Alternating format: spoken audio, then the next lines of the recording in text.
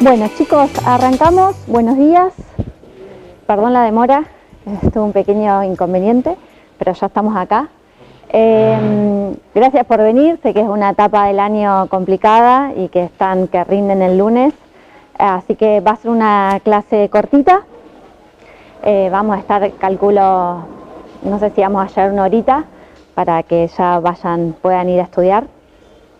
Esta es una clase que años anteriores la dábamos más a principio de año, cuando empezábamos con la terapéutica razonada, pero se les hacía bastante complejo poder entender la terapéutica razonada, ¿no? Y priorizar fármacos y buscar evidencia, y después todo nos basábamos en distintas guías, ¿no? En este caso, como vieron o están viendo esta semana en la guía de GOL, ¿sí? Para EPOC, o como lo que vamos a ver la semana que viene, que hay una guía internacional muy importante, ¿sí? Que es GINA, que habla de cómo tiene que ser el tratamiento del asma, ¿no? Entonces, nos pareció mejor darlo en esta parte del año, que ustedes ya están muy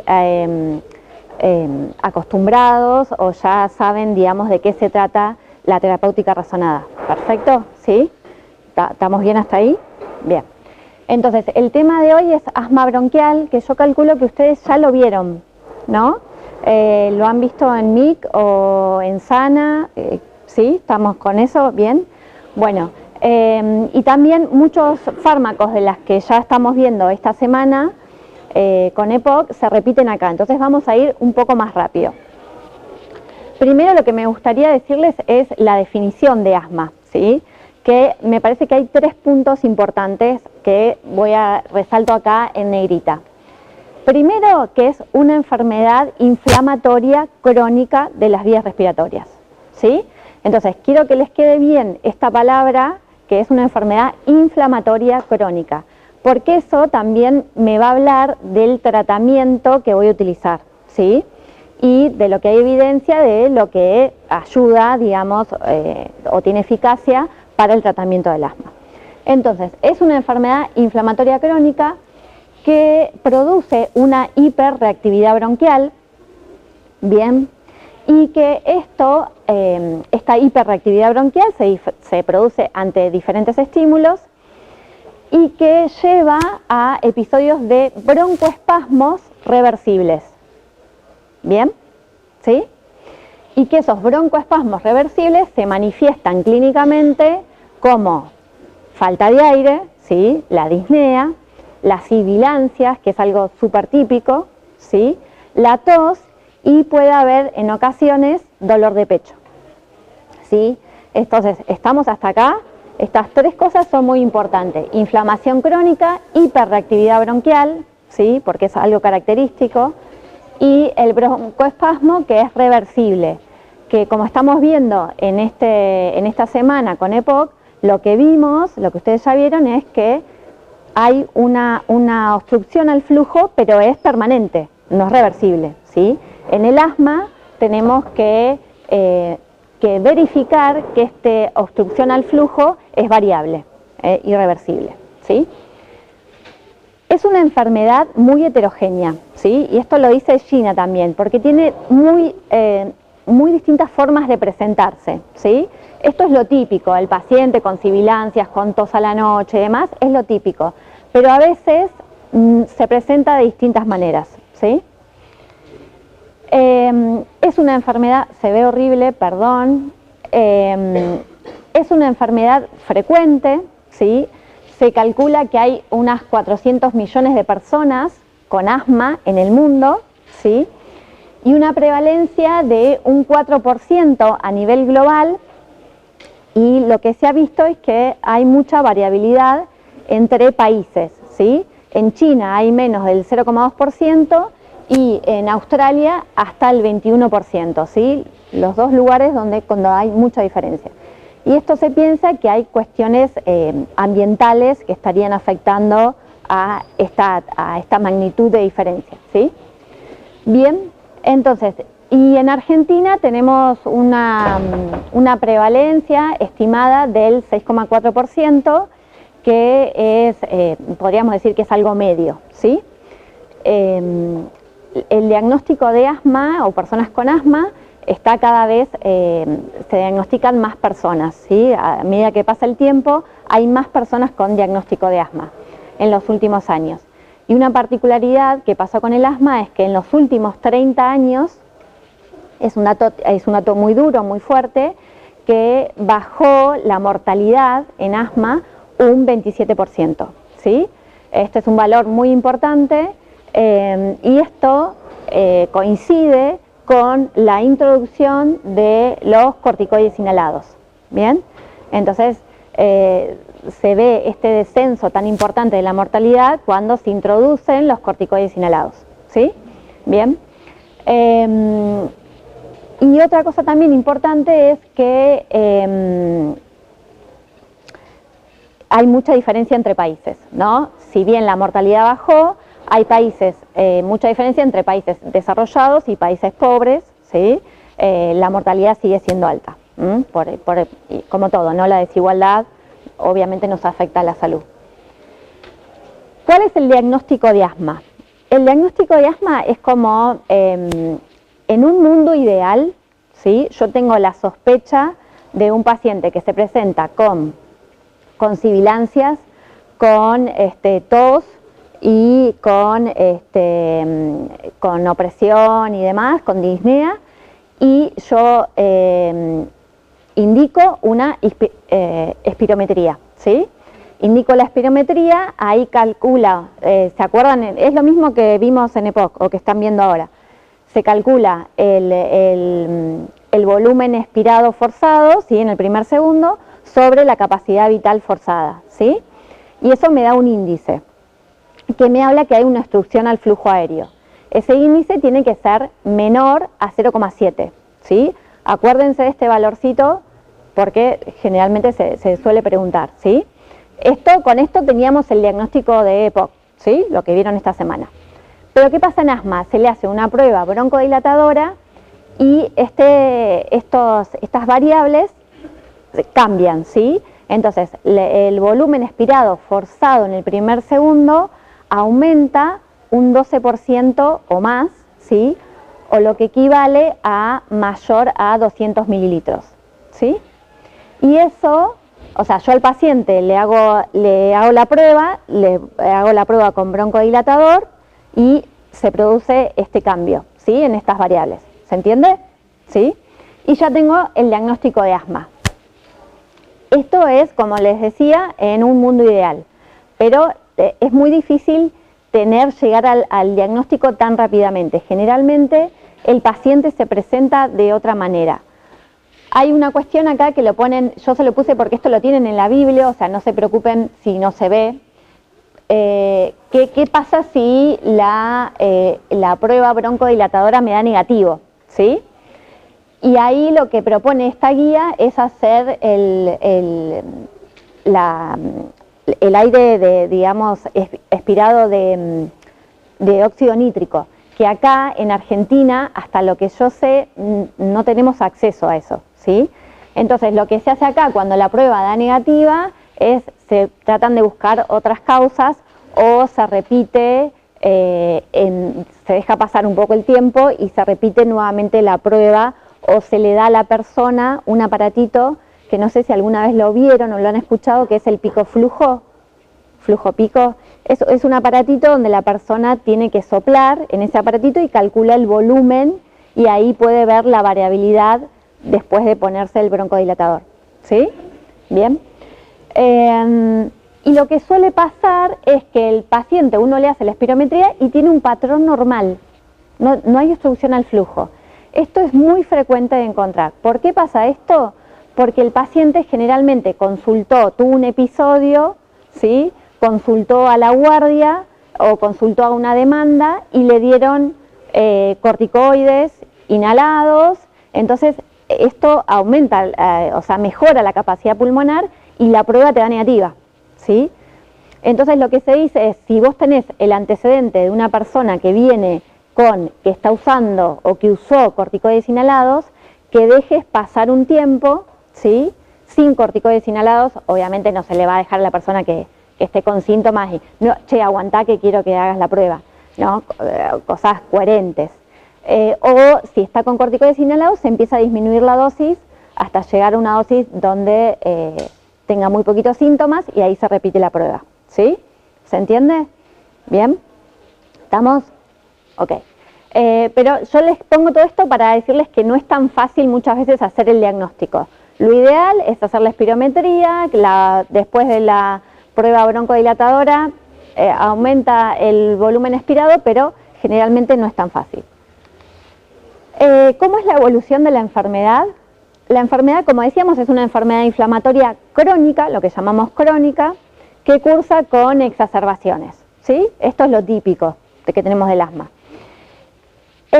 También tenemos esto, que seguramente ustedes lo han escuchado o lo han visto en algún familiar, niños que aparecen con sibilancias, con broncoespasmo a la infancia y que llegan a la adolescencia o a la adultez y ya no tienen más síntomas, no necesitan tratamiento, nada, ya se fue. Otra cuestión es la remisión completa de la enfermedad. Gina lo menciona esto, Gina lo menciona en el 2025 también, y lo que dice es que puede haber personas que remitan su enfermedad sin necesidad de tratamiento, ¿sí? Y no tienen síntomas y están muy bien.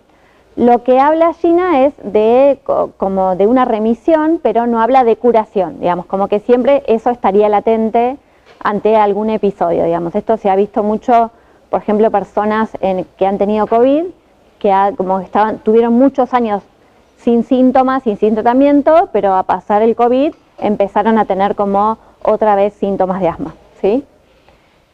Y el 5% de las personas con asma evolucionan a EPOC y estos frecuentemente son personas que fuman, ¿sí? Obviamente. Bien, acá la clasificación de Gina, perdón, no es la clasificación de Gina, es la clasificación que tienen ustedes en la Biblia que les vamos a subir, que es de un boletín andaluz, que lo que dice es una clasificación que yo se las puse acá para que sepan que no se usa más esta clasificación, ¿sí?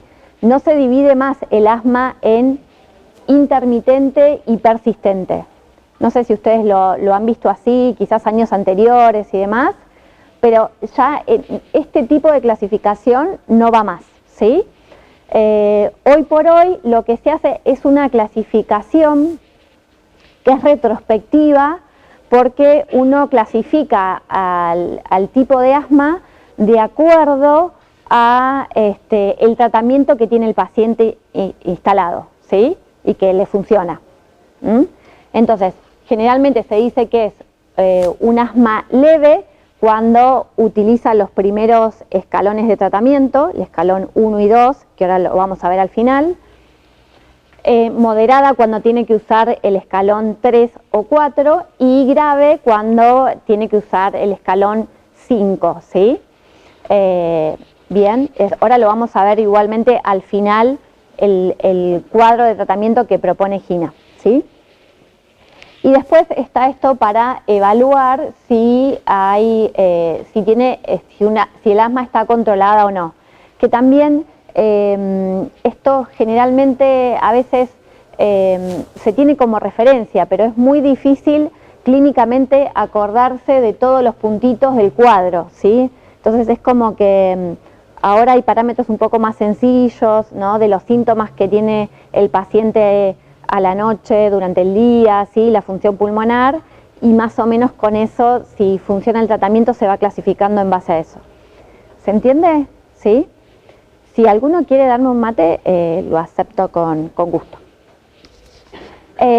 Y Gina lo que dice es que critica mucho el tema del concepto de asma leve, porque lo que dice es que lo lleva al paciente a usar salbutamol a demanda solamente, y que eso, lo que vamos a ver, lo que produce, y que muchas veces eso lleva a que pueda tener una exacerbación grave, ¿sí? Entonces deja un poco en desuso el tema del asma leve, digamos, porque si bien el paciente puede tener pocos síntomas, pero no quita que tenga una exacerbación grave, ¿sí? Bien. ¿Se entiende más o menos o los estoy...? ¿Sí? ¿Vamos bien? Ok. Bueno, y acá los fenotipos clínicos de asma, ¿sí? Que esto lo pone Gina, hace unos años lo empezó a poner, que ni ellos todavía entienden mucho para qué serviría esto, ¿sí? Pero que tiene que ver con características demográficas, presentación clínica, fisiopatología, ¿sí? Como les decía al inicio, el asma es una enfermedad de presentación muy heterogénea, ¿sí? Y yo se los puse esta clasificación, que, solamente para que la tengan y que la vean y que sepan que existe. Todavía no se sabe esto, cómo relacionarlo con la clínica y la terapéutica, pero me ha pasado que he visto pacientes que no lo puedo, digamos, como clasificar en este paciente típico, que sería el paciente con síntomas de sibilancias, disnea, ¿sí? Con la espirometría, sino que a veces se presentan otros tipos de pacientes, como por ejemplo pacientes con variante tusígena, ¿sí? Que son pacientes adultos que presentan tos nada más, ¿sí? Es como su único síntoma y generalmente la función pulmonar está normal, ¿sí? Entonces Gina empieza como a introducir estos pacientes en otro tipo de clasificación y que habla de variantes fenotípicas. Lo que nosotros más vamos a ver es el asma alérgico, que es la que conocemos todos, ¿sí? Que es comienzo temprano de la infancia, asocia antecedentes familiares de atopía, rinitis, ¿sí? Bien, y que responde muy bien a lo que son corticoides inhalados, ¿sí? Generalmente también son personas que tienen eosinófilos elevados. Luego tenemos el asma no alérgica, que no se asocia con una sensibilización, ¿sí? Alérgica, y que son pacientes que no responden tanto a corticoides inhalados. El asma de inicio en el adulto mayor, esto en los últimos años, no sé, quizás es una experiencia propia que no tendría que ser así, ¿no? Pero cada vez veo más adultos mayores que empiezan con asma, ¿sí? Y como decía, la variante tusígena, el asma con limitación persistente del flujo aéreo, esto de que no cambia con el broncodilatador, ¿sí? Como que estaríamos en presencia de un EPOC, pero no, y ahí se piensa que puede ser porque los pacientes, al haber ese proceso inflamatorio, se produce fibrosis de los alvéolos y lleva a esa obstrucción permanente. Y el asma asociado a obesidad, ¿sí? Que también es difícil de, digamos, un poco lo que se llama resistente al tratamiento, el tratamiento que tenemos hoy por hoy. Bien, la fisiopatología. ¿Saben un poco cómo se produce el asma?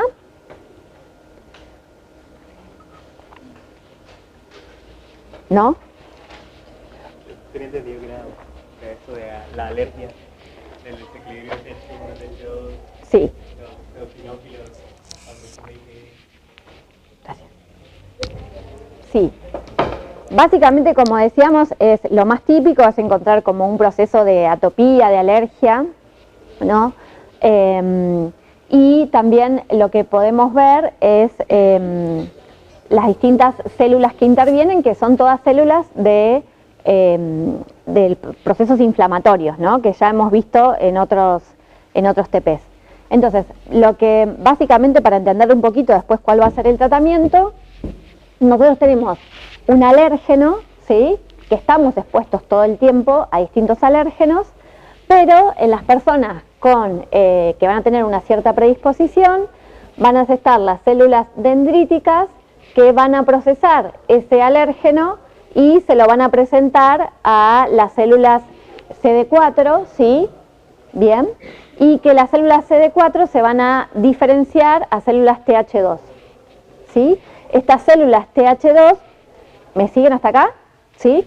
Van a producir interleuquinas, interleuquina 13, interleuquina 4, y van a activar a los linfocitos B, ¿sí? Estos linfocitos que van a producir distintos anticuerpos principalmente los anticuerpos IgE, ¿sí?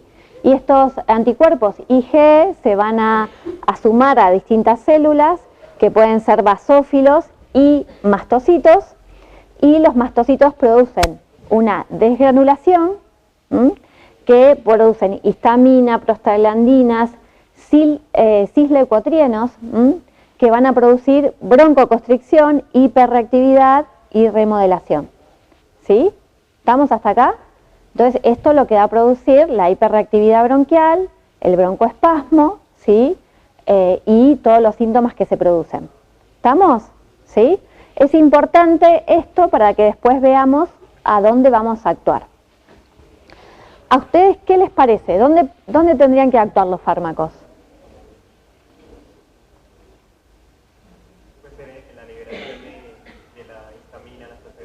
Bien, un punto sería este, ¿no? Como cortar con todo este proceso inflamatorio. Ok, bien. ¿Conocen algún fármaco que haga eso? ¿El qué? Los corticoides. Claramente los corticoides intervienen en toda la cascada de inflamación, ¿sí? Así que, bien. ¿Alguna otra cosa se les ocurre? Los antileucotrienos, ¿sí? Perfecto. Entonces acá tenemos varios cisleucotrienos que se sintetizan, ¿sí? Que se liberan y producen la activación del músculo liso. Entonces, si sacamos los leucotrienos, eso produciría una broncodilatación, podríamos decir. Bien, y una disminución de la inflamación, ¿no? ¿Qué más? Corticoides, leucotrienos, anticolinérgicos, ok, sí hay un estímulo colinérgico, ¿no? Por eso se produce el broncoespasmo, ¿sí? Entonces, los anticolinérgicos, ¿se acuerdan dónde actuaban? ¿En qué receptor? M3, perfecto. Entonces, al ser antagonistas, ¿sí? Lo que producen es que no se produce esa broncoconstricción. Ok. ¿Alguno más? Agonistas beta 2, perfecto. ¿Qué hacen los agonistas beta 2? Son agonistas beta 2, ¿y qué pasa cuando se activan los receptores beta 2 en el músculo liso bronquial? Broncodilatan, ¿sí? O sea, acuérdense de toda la cascadita que ya la hemos visto innumerables veces, ¿sí? ¿Ok? Entonces, estos serían los mecanismos. ¿Se le ocurre alguna otra cosa más? Yo digo por ahí, si les ocurre algo, lo pensamos y nos pagan algún fármaco nuevo. Bien, ahora vamos a ver todo lo que tenemos. ¿Estamos hasta acá entonces? Bien, ¿cuáles son los objetivos terapéuticos? Acá, a esta altura del año, salen rapidísimos los objetivos terapéuticos, ¿no? A principio de año era como re difícil poder entender cuáles son los objetivos terapéuticos, pero hoy por hoy tenemos el alivio sintomático en las personas, digamos, con asma, y también obviamente en el ataque agudo, la disminución de las exacerbaciones, ¿sí? Y obviamente nuestro objetivo más importante que queremos en todos los pacientes es disminución de la mortalidad, que en realidad uno no disminuye la mortalidad, sino el aumento de la sobrevida, ¿sí? ¿Bien? ¿Están de acuerdo? Después hay otros que se pueden analizar, digamos, se pueden discutir, lo pueden discutir en el TP como esto de la función pulmonar, ¿sí? O la calidad de vida, la capacidad en el ejercicio, eso debátanlo después en el TP. Los medicamentos que tenemos son los agonistas serotonérgicos beta 2, como recién comentábamos acá, los glucocorticoides, que están los sistémicos y los inhalados, los antagonistas muscarínicos, antagonistas de los receptores de leucotrienos, las xantinas, que las vamos a pasar un poquito de largo porque ya ni se utilizan, y los medicamentos biológicos, ¿sí? Que esto no lo mencionaron, que son anticuerpos monoclonales anti-EGE, ¿sí? ¿Vieron?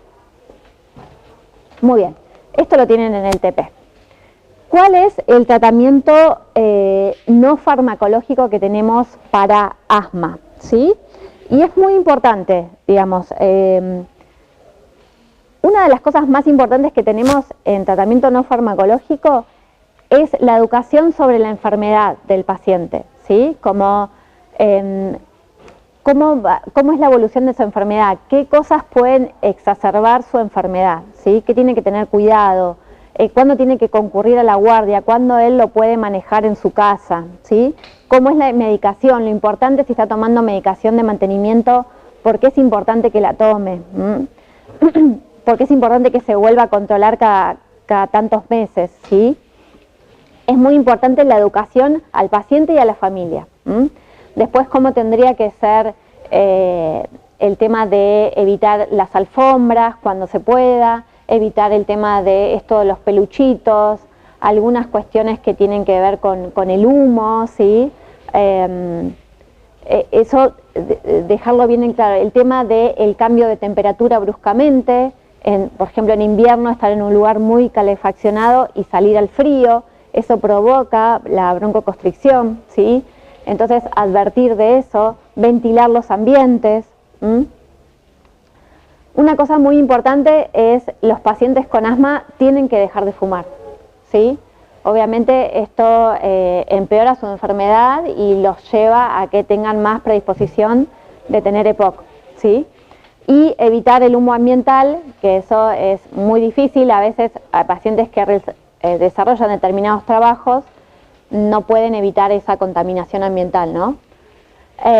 La actividad física, importantísimo la actividad física en pacientes, en todos los pacientes, en todos nosotros tiene que ser una prioridad el tema de la actividad física, pero obviamente no asustarse, digamos, porque el paciente es asmático y que no puede hacer actividad física, sino esto todo el tiempo promover el paciente que está estable que realice actividad física porque esto aumenta su calidad de vida.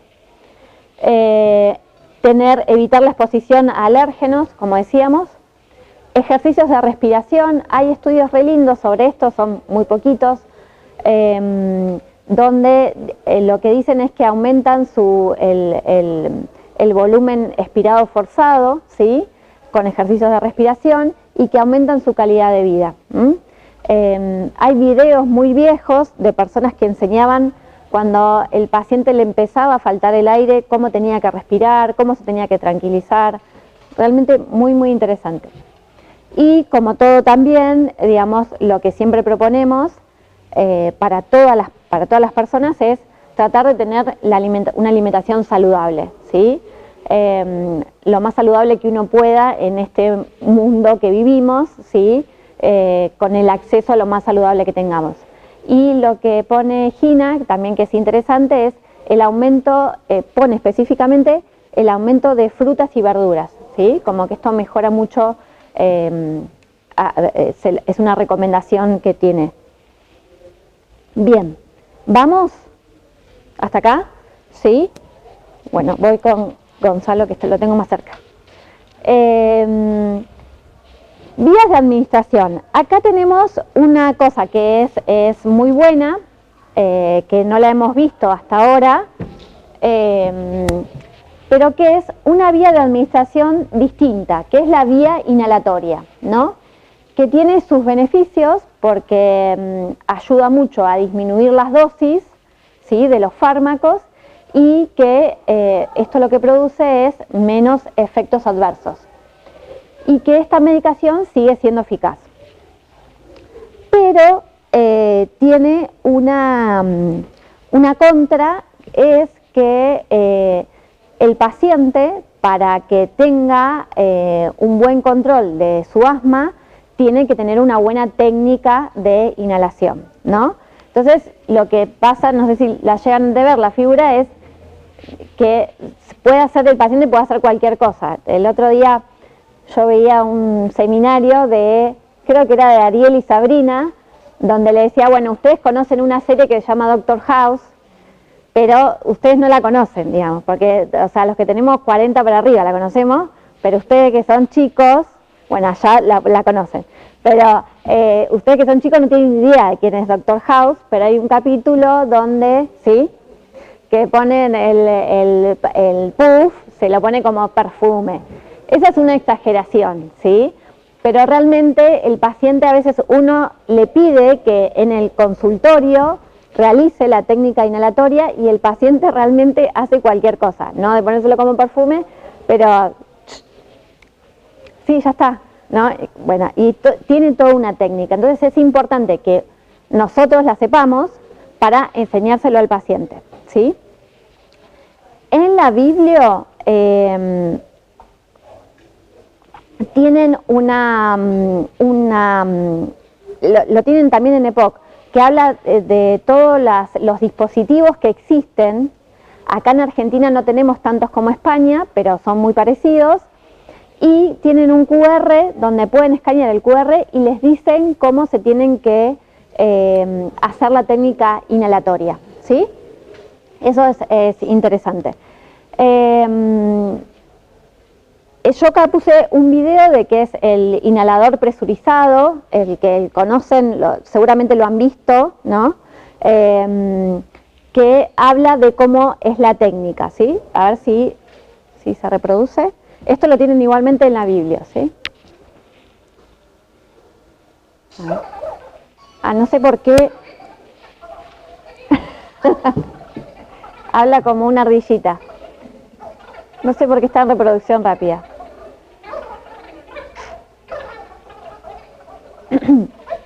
Bueno.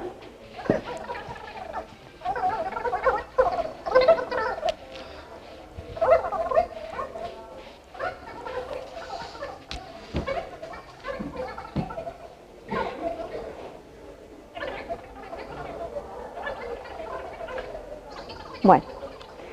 Lo tienen, lo tengo en la compu, no lo voy a poner, no sé por qué se pone en reproducción rápida cuando lo pongo en PowerPoint. Si alguno me pasa el dato de cómo mejorarlo esto, después me avisa. Pero la técnica es básicamente, lo voy a decir porque no voy a pasar la vuelta de video, es cuando tengo el presurizador, él dice que tengo que destapar, que ver que no tenga nada que obstruya, ¿sí? Lo tengo que agitar generalmente.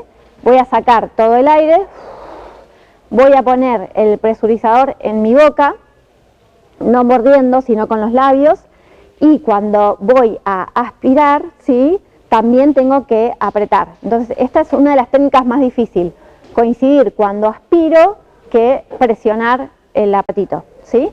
Entonces, ahí aspiro.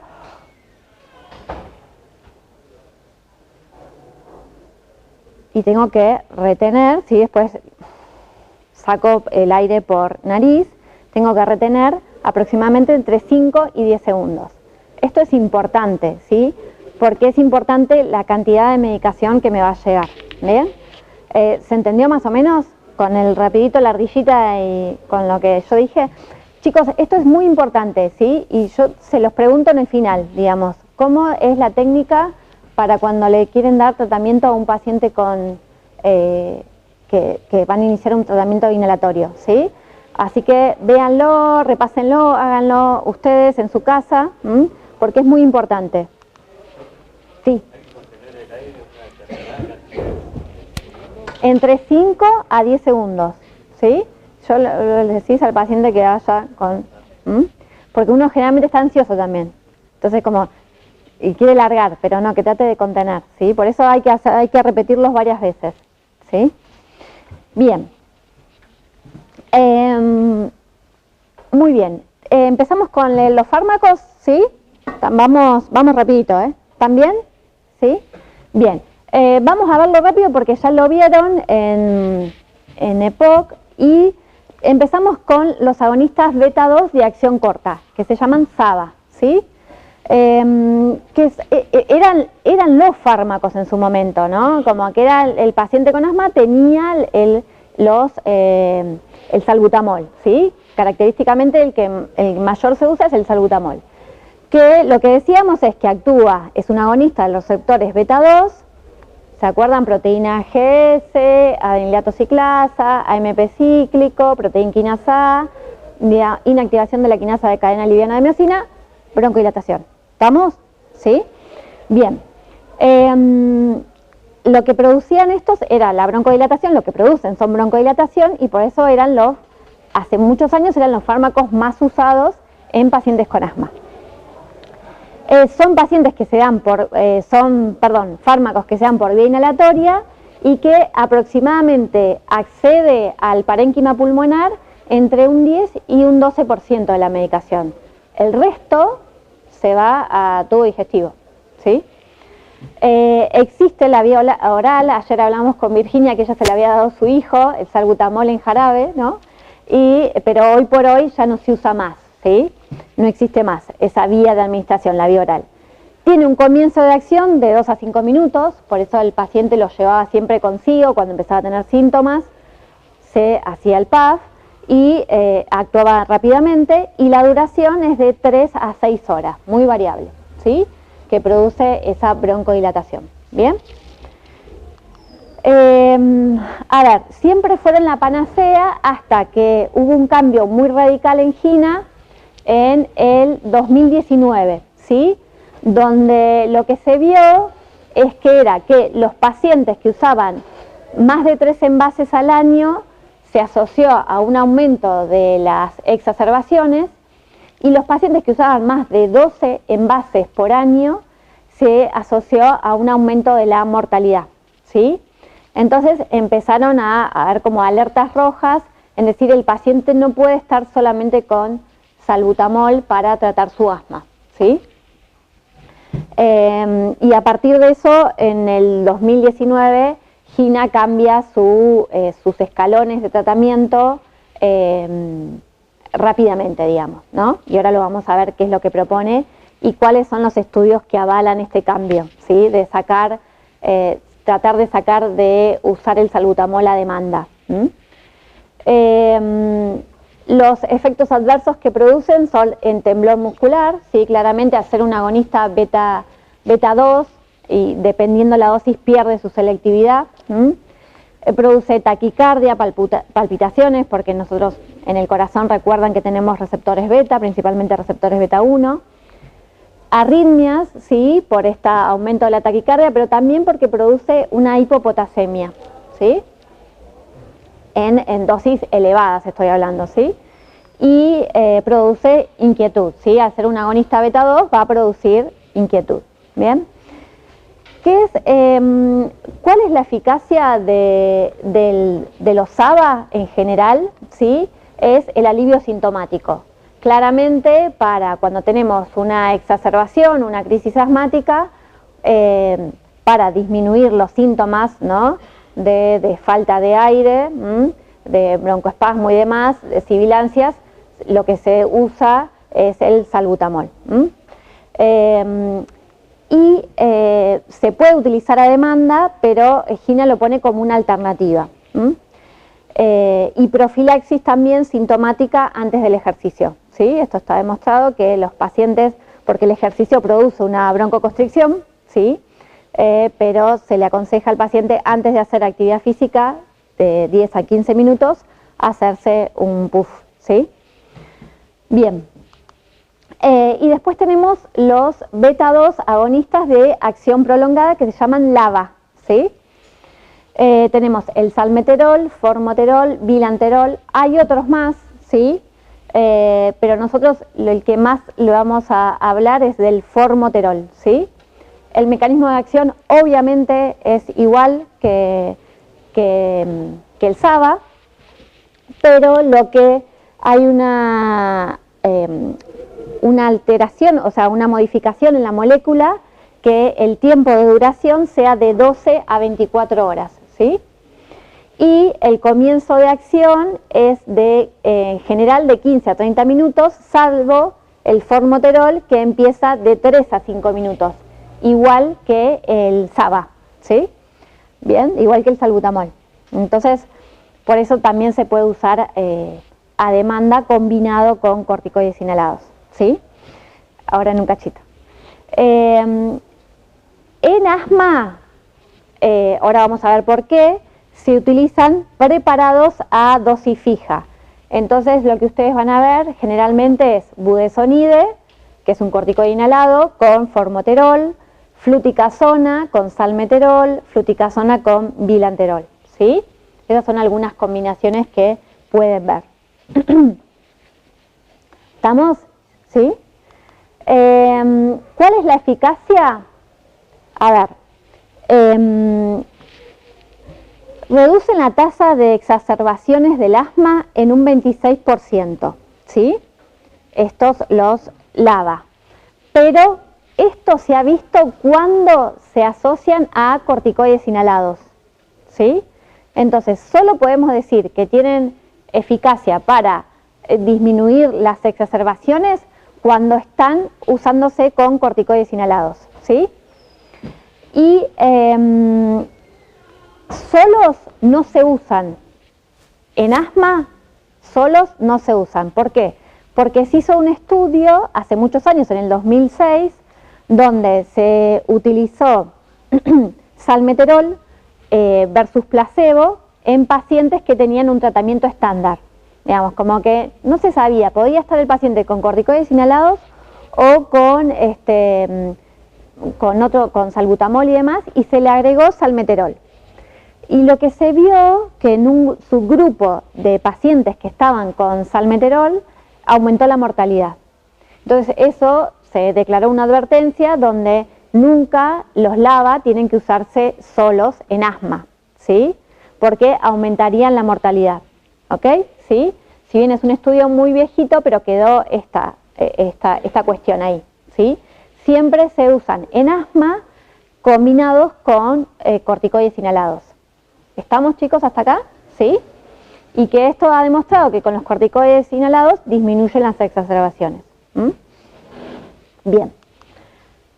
Luego tenemos rapidito esto de las metilsantinas, la teofilina y la aminofilina, que lo que hacen es, principalmente su mecanismo de acción, inhibir la fosfodiesterasa, ¿sí? ¿Se acuerdan qué hacía la fosfodiesterasa? Chan, chan.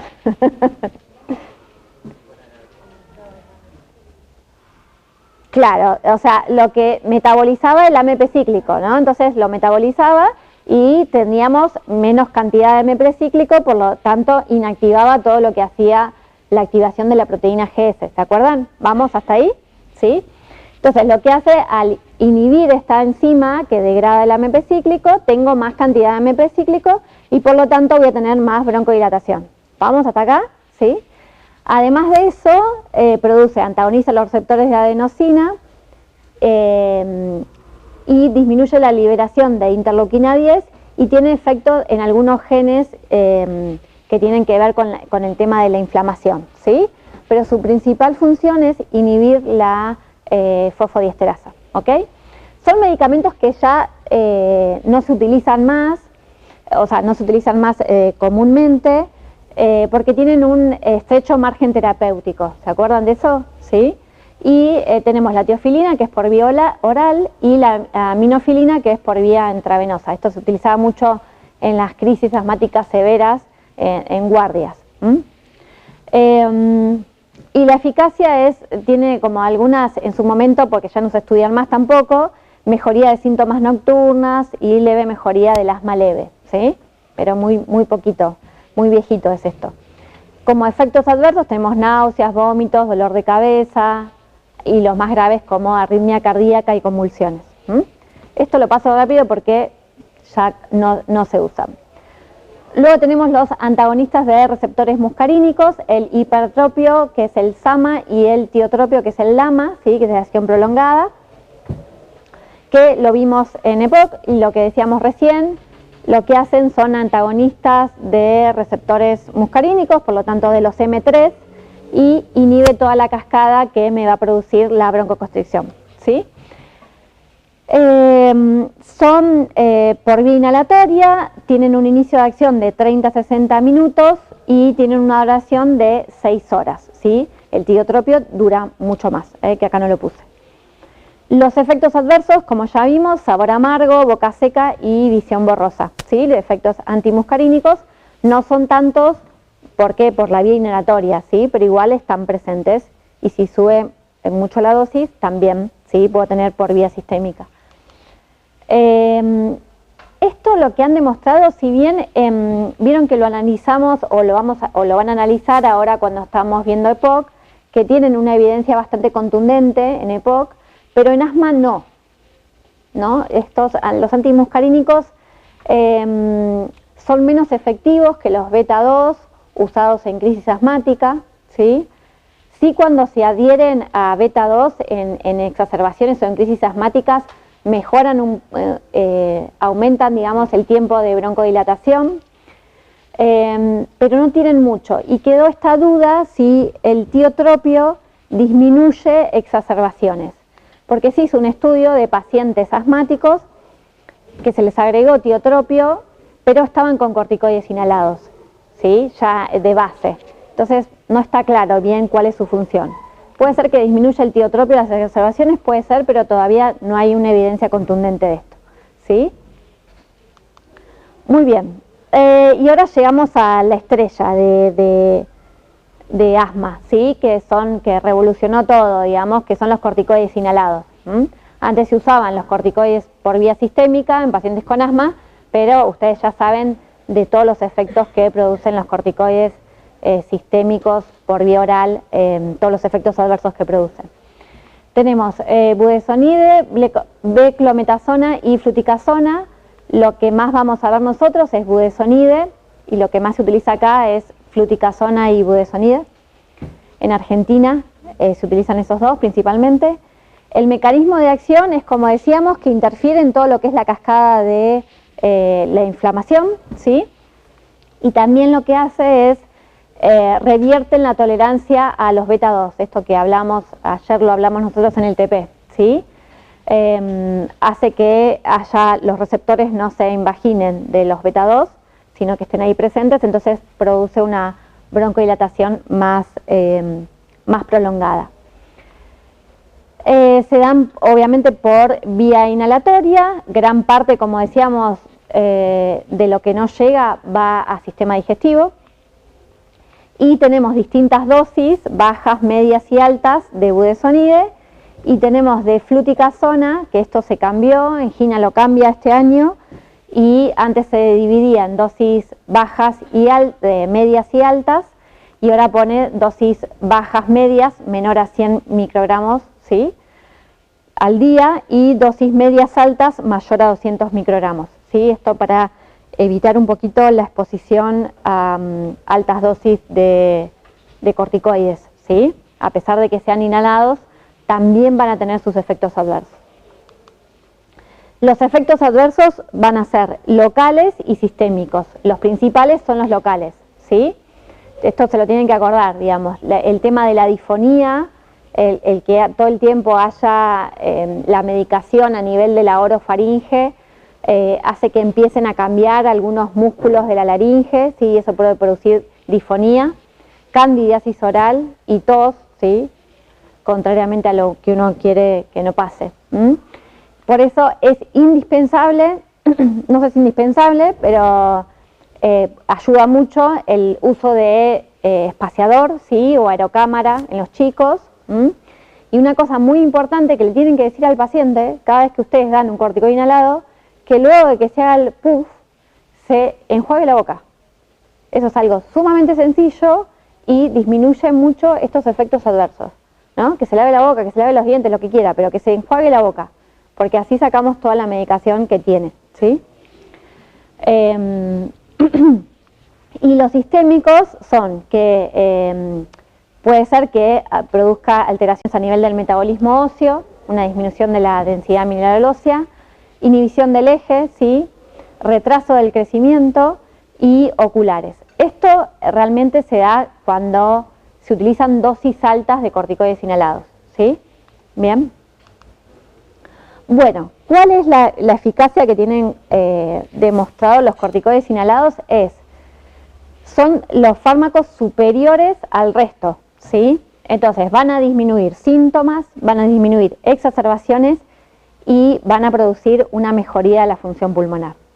Hay muchos estudios, está el sigma 1, el sigma 2, el sigma 3, ¿sí?, que evalúan budesonide con formoterol, budesonide solito de mantenimiento y salbutamol, que es lo que utilizan, y claramente hay una disminución de las exacerbaciones en el grupo que está con corticoides inhalados de mantenimiento o que está con corticoides inhalados de mantenimiento con corticoides inhalados y formoterol a demanda, ¿sí?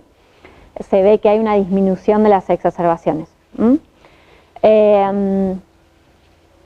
Eso está bien clarito.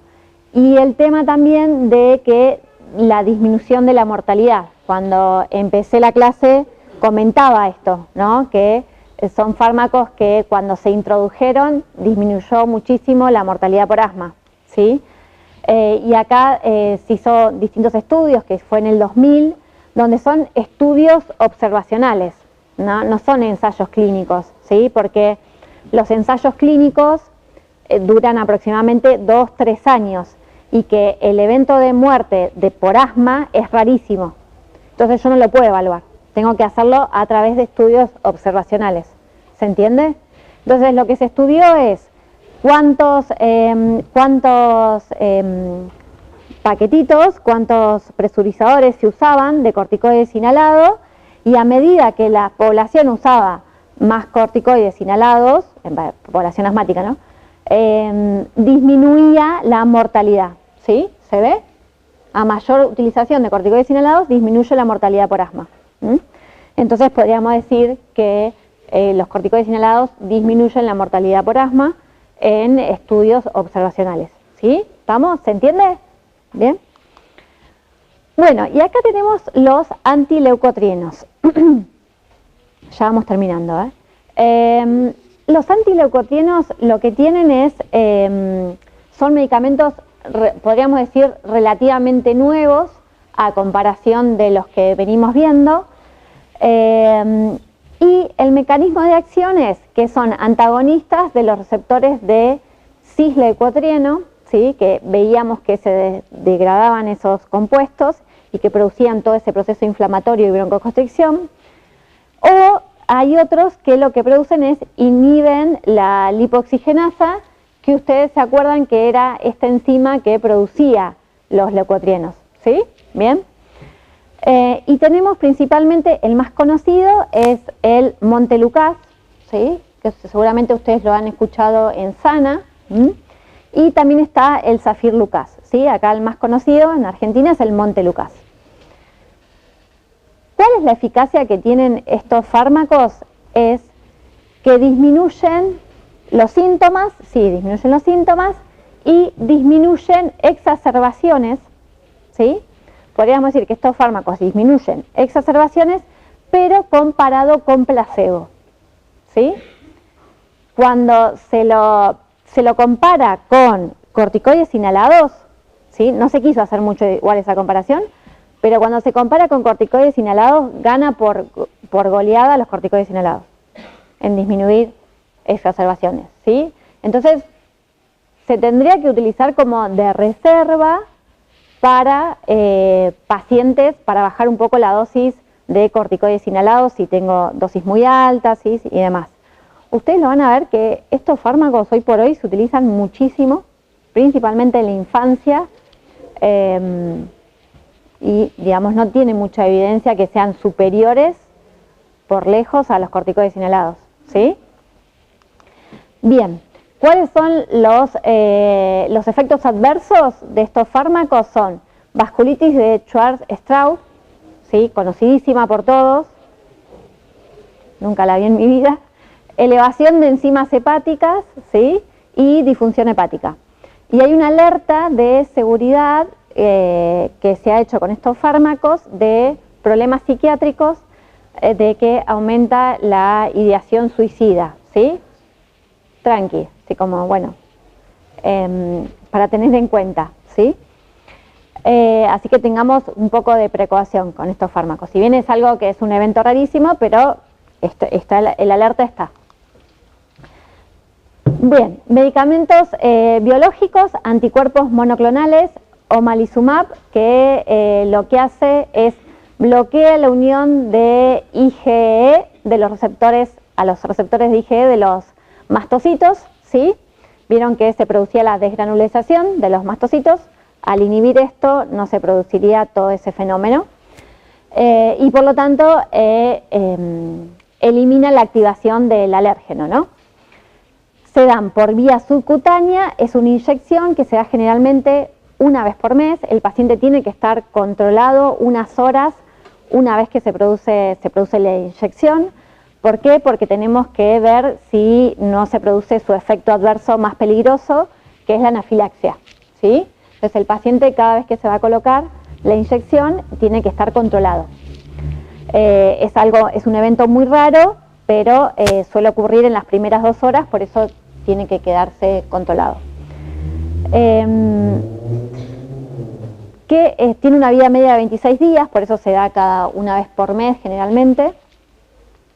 Lo que tiene demostrado es que disminuye exacerbaciones en pacientes con concentraciones elevadas de IgE y asma severa no controlada. O sea, los estudios que se hicieron son con pacientes con asma severa, con asma grave que no respondían a la medicación, ¿sí?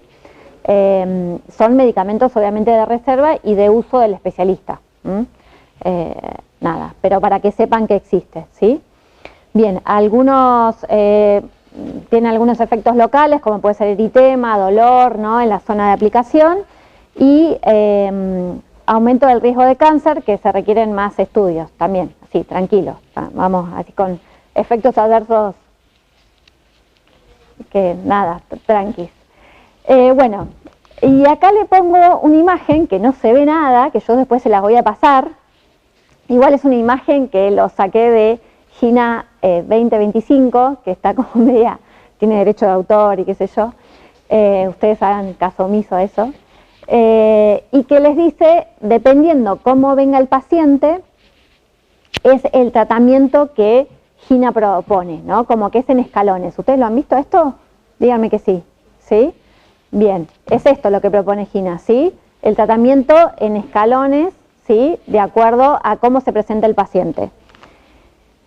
Y vamos a ver si coincidimos con GINA, ¿sí?, con la guía GINA, después de haber hecho todo este análisis. Entonces, si el paciente viene con síntomas, con pocos síntomas, de 3 a 5 días a la semana, ¿sí?, y una función pulmonar normal o levemente reducida, el paciente entra en el escalón 1 y 2 de GINA, ¿sí? ¿Qué le damos a este paciente? Lo que GINA propone es darle a demanda corticoides inhalados y formoterol, ¿sí? Este tipo de pacientes, le dice, cuando empezás con síntomas, hacete un PAF, ¿sí?, de budesonide y formoterol. Esto ha demostrado que el paciente disminuye las exacerbaciones y tiene mejor adherencia al tratamiento, ¿sí? ¿Bien? Por eso se da. Hay estudios que demuestran esto. Y evita el uso de salbutamol. ¿Bien? ¿Por qué es interesante lo que proponen? Y que se ha demostrado en estudios también, ¿no? Porque, como decía al comienzo, el asma es una enfermedad inflamatoria. Entonces, yo cuando empiezo a tener síntomas de asma, no es que solamente tengo la broncoconstricción, sino que esa broncoconstricción se produce por un proceso inflamatorio. Entonces, tengo que disminuir la inflamación. Y los corticoides inhalados hacen eso, ¿sí? Entonces, por eso generalmente al paciente nunca hay que dejarlo con salbutamol solo, sino que tiene que tener corticoides inhalados para disminuir el proceso inflamatorio. Y esto resulta de mucha ayuda, ¿sí?, tener en el mismo envase los 2 medicamentos. Pero ¿qué pasa con esto? Obviamente es mucho más caro, es mucho más difícil acceder, ¿sí? Entonces lo que propone GINA es, dice, bueno, no puedes acceder a esto cada vez que uses el salbutamol, ¿sí?, si tenés salbutamol, si tenés acceso al salbutamol, usa un corticoide inhalado, dos aparatitos, ¿sí? Bien, que eso es de más fácil acceso. Pero obviamente ya son 2 aparatos, ¿no? Ya es algo más trabajoso, ¿sí? Y lo que GINA dice es, igualmente en cualquier escalón que uno esté, si tenés síntomas, empezá a demanda a usar como rescate budesonide, formoterol, ¿sí? Lo proponen como este dúo también para demanda utilizarlo cuando uno esté en cualquier escalón, ¿sí? Si el paciente ya empieza con más síntomas, la mayor cantidad de días, tiene despertares a la noche, una vez por semana, o tiene la función pulmonar además tiene la función pulmonar un poquito más disminuida, lo que propone Gina es el mantenimiento con budesonide y formoterol de mantenimiento con dosis bajas, ¿bien? Propone que sea como que lo mantenga con eso, con los dos medicamentos, ¿sí? Y luego ya en pacientes que tienen síntomas todos los días, se despiertan mucho a la noche, tienen la función pulmonar realmente disminuida, ¿sí? A estos pacientes se le proponen dosis medias de corticoides inhalados y formoterol, obviamente de mantenimiento. Si el paciente con esto no responde, ya paso a un escalón más arriba, que sería casi ya el escalón 5, que este sería más que nada para el especialista, donde empieza a pensar Gina de que, bueno, quizás puede utilizar algún antimuscarínico o puedo pensar en usar algún antileucotrieno o repensar la terapia biológica, ¿sí? Bien, pero antes de llegar al último escalón, igualmente tengo que evaluar muy bien al paciente para, primero, si no tengo el diagnóstico equivocado, y segundo, cómo es su adherencia al tratamiento, cómo está haciendo la técnica, ¿sí? Bien, porque quizás está con dosis sumamente eficaces para esa persona, pero la técnica la está haciendo mal, ¿sí? Bien, ¿coinciden con esto de que propone Gina? ¿Con todo lo que vimos anteriormente? Sí, ¿no? Ustedes ya llegaron hasta acá con determinados, ya tienen bastante criterio para poder decir si coincide o no. De todo esto de que nosotros elegimos, le pusimos mayor cantidad de cruces en evidencia, ¿coinciden con esto? ¿Sí? Bien. Sí, la verdad que yo también, ¿sí? Dentro de todo es algo que se basa en todos los estudios que estuvimos viendo también anteriormente. Bien, después hay distintas propuestas alternativas que pone Gina, que ustedes lo pueden ver, pero tampoco, digamos, no se maten con eso. Este es del 2024, el 2025 es lo mismo, básicamente, ¿sí? Lo único que cambian son la dosis de fluticasona que se los dije anteriormente. Bien. Bueno, chicos, ¿alguna duda, algún comentario que quieran hacerme? El PowerPoint se vio mal, ya lo sé. No se suben los PowerPoint. ¿Eh? No se suben los PowerPoint, pero este sí. No, este tampoco. No, es una clase sencilla, no tuvo nada de raro, ya cosas que hemos visto. Una cosa importante, puse esta imagen para no olvidarme, es que cada año que pasa hay más personas con asma, y esto tiene que ver con la contaminación que producimos en el planeta, ¿sí? Así que cuidemos nuestro planeta para cuidar también nuestra salud, eso también es importante. Como esté nuestro planeta, la salud planetaria es como va a estar nuestra salud, así que para eso es importante. No fumen, dejen de fumar porque eso afecta a la población también, digamos, cuando ayer les leía al grupo de mi comisión, de que cuando el médico deja de fumar, en la población general aumentan los índices de cesación tabáquica, así que eso está bueno tenerlo en cuenta. Y no sé si tienen alguna pregunta o algo, si no, terminamos acá. Muchas gracias. Nos vemos, chicos.